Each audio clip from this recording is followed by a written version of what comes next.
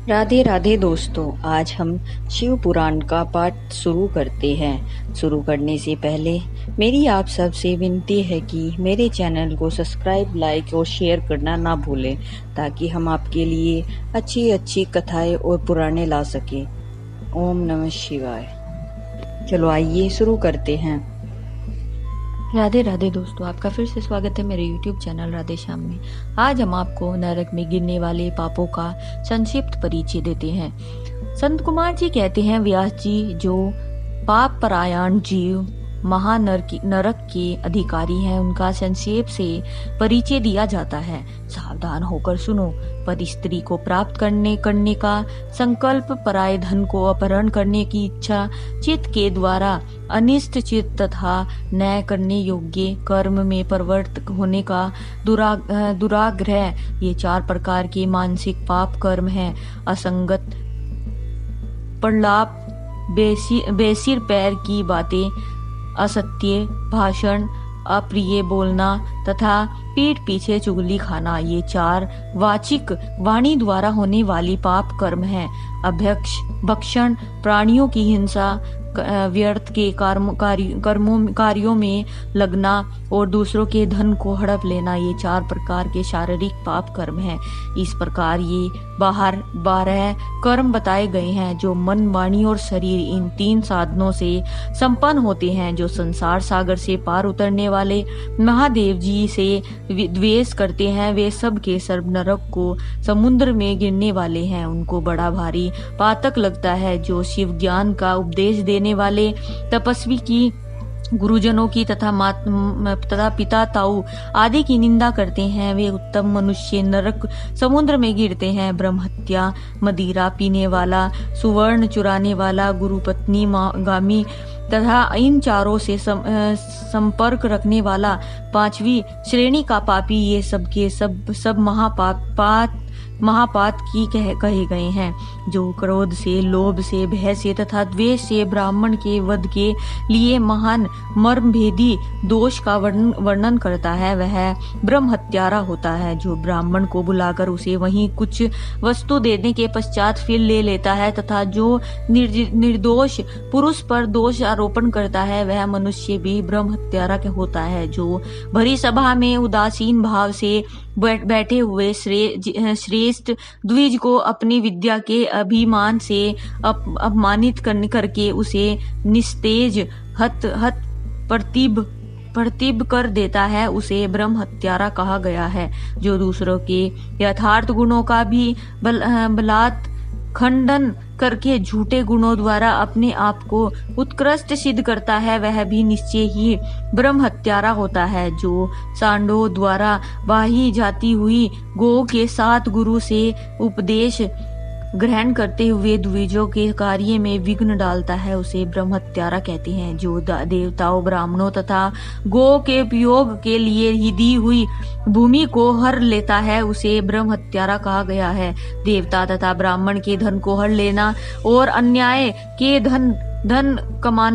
से धन कमाना ब्रह्म हत्या के समान ही पातक जाना जाता है। जिस किसी व्रत, नियम तथा यज्ञ को ग्रहण करके उसे त्याग देना तथा पंचमहा यज्ञों का अनुष्ठान न करना मदिरापान के समान पातक बताया गया है। पिता और माता को त्याग देना, झूठी गवाही देना, ब्राह्मण से झूठा वादा करना, शिव भक्तों को मांस खिलाना तथा अभक्ष्य वस्तुओं को भक्षण करना ब्रह्म हत्या के तुल्य कहलाता है।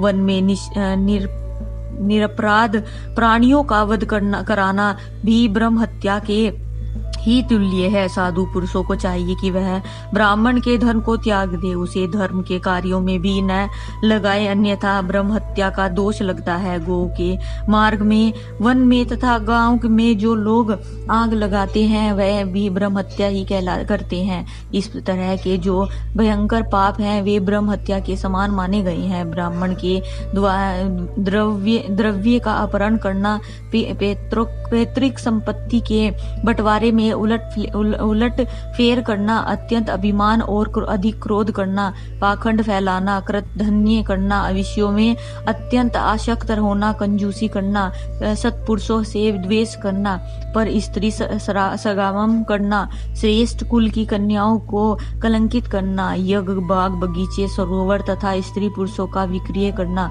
तीर्थ यात्रा उपवास तथा व्रत एवं उपनयन आदि का सौदा करना, स्त्री के धन से जीविका चलाना, स्त्रियों के अत्यंत वशीभूत होना, स्त्रियों की रक्षा न करना तथा छल से पराई स्त्री का सेवन करना, ब्रह्मचार्य आदि व्रतों को त्याग देना, दूसरों के आचार का सेवन करना, असक्त शास्त्रों का अध्ययन करना, सूखे तर्क का सहारा लेना, देवता अग्नि गुरु साधु तथा ब्राह्मण की निंदा करना, पितृ यज्ञ तथा देव यज्ञ को त्याग देना, अपने कर्मों का परित्याग करना, बुरे स्वभाव को अपनाना, नास्तिक होना, पापों में लगा रहना, सदा झूठ बोलना, इस तरह के पापों से युक्त स्त्री पुरुषों को उपपातक की कहा जाता है, जो मनुष्य को ब्राह्मण कन्याओं तथा स्वामी मित्र तथा तपस्वी महात्माओं के कार्य को नष्ट कर देता है। वे नरकगामी माने गए हैं। जो ब्राह्मणों को दुख देते हैं उन्हें मरने के लिए शस्त्र उठाते हैं, जो द्विज होकर सुदूर की सेवा करते हैं तथा जो कामवश मदिरा पान करते हैं, जो पाप परायण क्रूर तथा हिंसा के प्रेमी हैं, जो गौशाला में अग्नि में जल में सड़कों पर पेड़ों की छांव में पर्वतों पर बगीचों में तथा देव मंदिरों के आसपास मलमूत्र का त्याग करते हैं, बांस ईंट पत्थर काट सींग और कीलों द्वारा जो रास्ता रूधते हैं या रोकते हैं, दूसरों के खेत आदि की सीमा मेड़ मिटा देते हैं, छल से शासन करते हैं, छल कपट के ही कार्यों में लगे रहते हैं, किसी को ठग कर लाए हुए पाक अन्न तथा वस्त्रों का छल से ही उपयोग करते हैं, जो स्त्री पुत्र मित्र बाल वृद्ध दुर्बल आतुर